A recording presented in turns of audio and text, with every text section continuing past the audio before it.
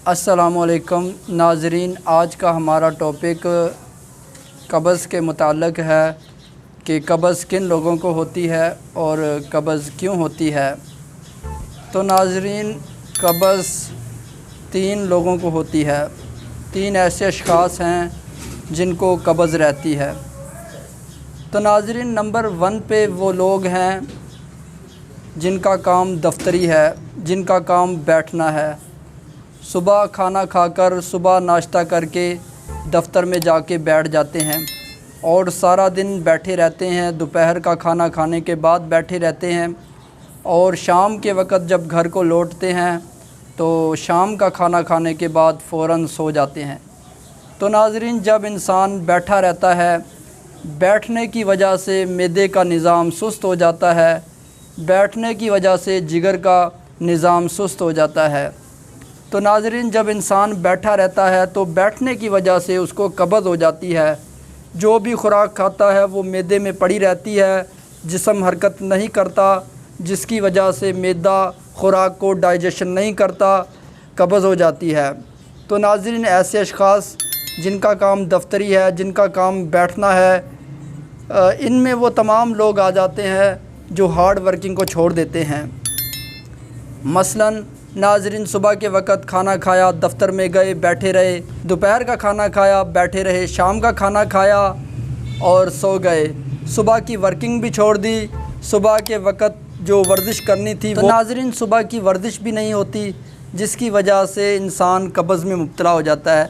तो नाज़रीन, ऐसे अशख़ास जिनका काम दफ्तरी है और दफ्तर के अंदर बैठना उनकी रूटीन है, उनकी मजबूरी है, वो जॉब करते हैं, तो नाज़रीन उनके लिए लाज़मी है कि सुबह नमाज़ पढ़ने के बाद जो है वो सैर किया करे, कम से कम 3 किलोमीटर पैदल चला कर, जिसकी वजह से निज़ाम हज़म उनका तेज़ हो और जिस्म के अंदर हरकत आए, जिस्म से पसीना निकले, जिसकी वजह से मैदा डाइजेशन करना शुरू कर देता है, मैदा वर्किंग करना शुरू कर देता है।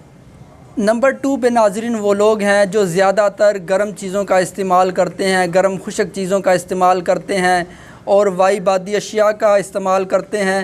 ऐसी चीज़ों का इस्तेमाल करते हैं जिससे जिस्म के अंदर खुश्की पैदा होती है और खुश्की की वजह से नाज़रीन कब्ज़ हो जाती है।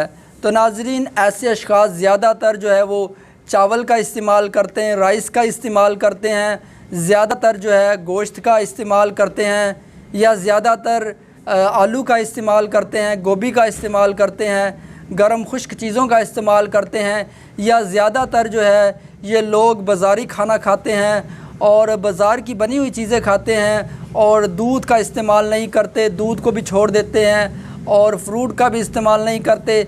ज़्यादा ये चीज़ें गर्म खाने के शौकीन होते हैं। तो नाज़रीन, जब ये ज़्यादा गर्मी खुश्की वाली ग़िज़ाएँ खाई जाती हैं, इसकी वजह से भी इंसान को कब्ज़ हो जाती है।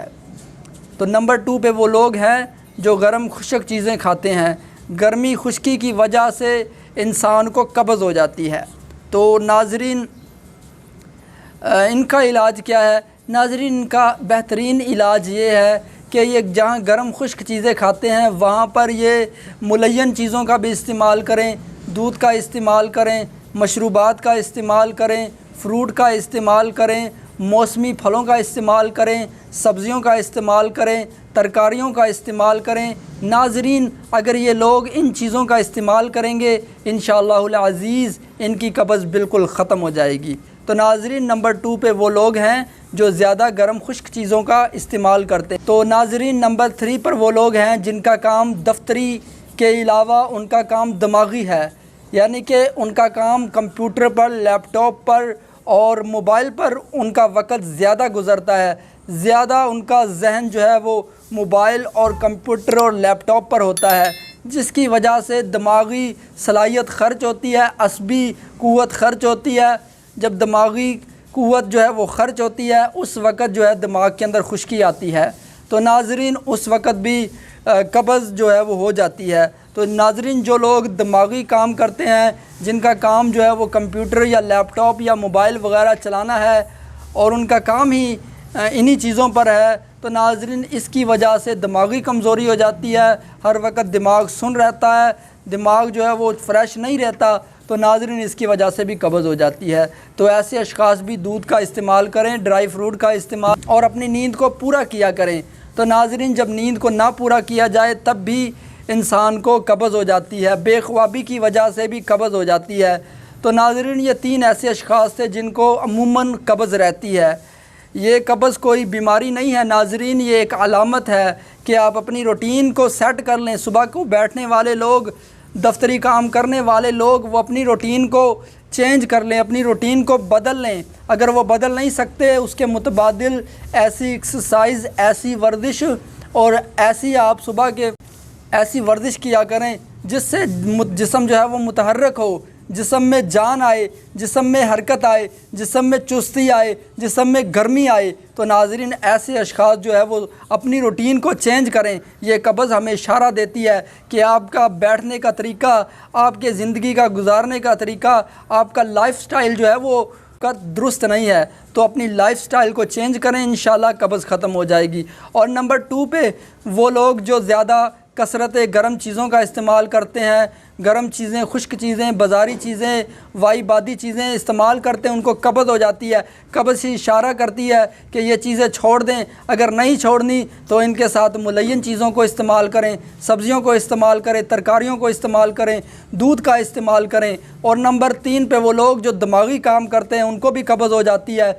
वो लोग भी जो है अपने दिमाग की ताकत के लिए ड्राई फ्रूट का इस्तेमाल करें, दूध का इस्तेमाल करें और अपनी नींद को पूरा करें और खाने को वक्त पर खाएं। एक मामूली सी वजह यह भी बन जाती है कि जब इंसान वक्त पर खाना नहीं खाता, रात का खाना 1 बजे खाता है, खाकर सो जाता है, सुबह का खाना 12 बजे उठकर खाता है और नाज़रीन बाकी दिन जो है वो आम चीज़ों में गुजार देता है, बर्गर शवारमा खाकर जो है वो दिन पास कर लेता है। तो नाज़रीन ऐसे लोगों को भी कब्ज़ हो जाती है। अपनी रूटीन को चेंज करें, इंशाअल्लाह अज़ीज़ कब्ज़ ख़त्म हो जाएगी। तो नाज़रीन ये 3 अशख़ास थे जिनको कब्ज़ हो जाती है। तो नाज़रीन कब्ज़ की कुछ अक़साम है, तो उन अक़साम के अंदर आप आसानी से अपना आप इलाज कर सकेंगे। तो वो इंशाअल्लाह पार्ट 2 में हम बताएंगे कि कब्ज़ की कितनी किस्में हैं। आज के लिए इतना ही, इजाज़त दीजिए अपने मेज़बान हकीम मोहम्मद ज़ुबैर अहमद सिद्दीकी को दुआओं में याद रखिएगा। अल्लाह ताला आप सबका हामी व नासिर।